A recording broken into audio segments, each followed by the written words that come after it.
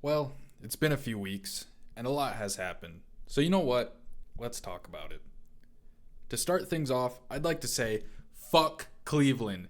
It's a damn shame the Vikings' playoff hopes laid in the hands of Cleveland. Out of all teams, you could have picked any other team and it would have gone better. But no, it just had to be Cleveland. And guess what happened? Cleveland did some Cleveland shit and got raped by the Bears. I remember thinking, or I might have even said it in one of the videos, but the Vikings needed a bunch of things to happen. But winning out was for sure going to be the hardest thing. And Kevin O'Connell decides to go sober. He put down the crack pipe and coached his ass off and won out. He did it. So there goes the draft position, but I honestly don't care. I'm happy to see this team find some sort of success and consistency to end the season, and hopefully it can roll into the next one. And man, I am happy to see Justin Jefferson break 1,000 yards. I didn't know if it was going to happen, but hey, that's all I really wanted to see today. What else happened? Oh yeah, the Vikings knocked the Lions out of the playoffs, and that makes me giddy as well because I got a lot to say about the Lions, but that can wait. I'm going to bite my tongue and wait until a little bit later in the playoffs before I say anything because it involves all of the NFC North. Let's see, what else happened? I think that was about it.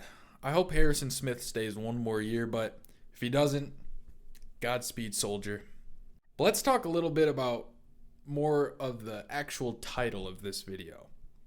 The Vikings are in a very weird and interesting spot. It's no surprise that J.J. McCarthy had a, let's just say, interesting quote-unquote rookie QB season. There was clearly some major growing pains and issues JJ had that needed to be looked at and fixed.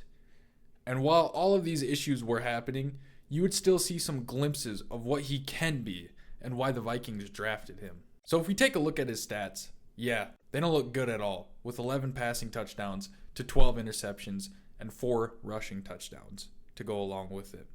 But if we narrow it down to the last 4-game stretch, he's shown major improvement, throwing 700 yards, averaging 175 yards per game.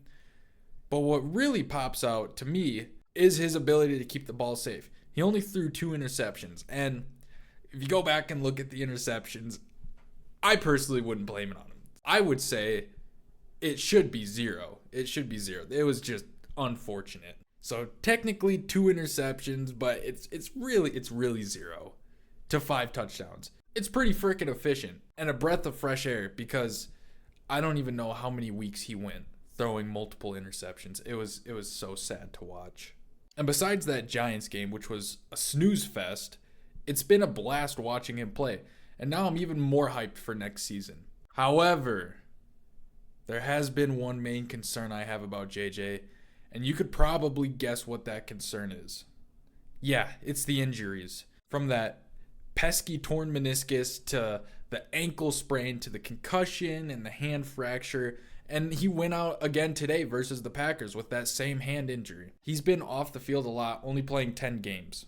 I really hope next season he can stay healthy and play all 17 games because it doesn't take a genius to know that even the games he missed this season have hindered his development big time. So overall, I'm still on the J.J. McCarthy train. I think what we've seen from him these last 4 weeks is that he is improving and is showing us he can be a good quarterback in this league. But moving on from him, let's talk about some other stuff. See, I've been seeing a bunch of stuff about how the Vikings need to bring in a quarterback to challenge JJ for that starting spot. Okay, yeah, that's fair. I can get behind that. So who are the names these people are bringing up? Oh yeah, it's just Joe Burrow or Lamar Jackson. And I can never see this happening. I think it's silly. I think they just love bringing up big names to just drive in those clicks. That's all it is. Would it be cool to see this happen? I mean, yeah, of course, but I think it's dumb to even think about it. Listen, I love Joe Burrow. How can you not love him? But it doesn't make sense to me because you take J.J. McCarthy, who already has a history of injuries, and you bring in another quarterback who's also missed significant time due to injury. It just doesn't make sense to me. But hey, maybe one of you guys can make it make sense to me. Lamar, yeah, that, I mean, it'd be cool. It'd be cool, but I don't have any complaints. But once again, I just don't see it happening. I think more realistically, someone like Kyler Murray would make more sense, or even you could try to bring back Daniel Jones. You could maybe bring in Kirk Cousins again, but I don't know. I think someone more on that tier would make more sense. But hey, I'm just a casual. I also don't know what the Vikings need to do to keep Brian Flores, but whatever they have to do, do it. Pay that man as much as you have to. He is the life and soul of this defense, and I feel like if you keep all of the defensive pieces, if you retain everyone but take Flores out, it's just not, it won't function the same, and it could even just fail tremendously. So whatever they got to do, just keep him. Please, I beg you. And with this draft, shit, I have no idea who they need to draft. I mean, if Harrison Smith retires, I mean, they're going to need a new safety, but they also kind of need a cornerback too. And with Aaron Jones getting up there in age, it would be fun to watch the Vikings, I don't know, maybe draft Jeremiah Love. I mean, that'd be fun to watch. But knowing Kwesi, he'll probably be like, I think we need a new kicker. I don't think Will Riker is all that great. We need a new kicker. I don't know. There's a lot that needs to be addressed heading into this offseason.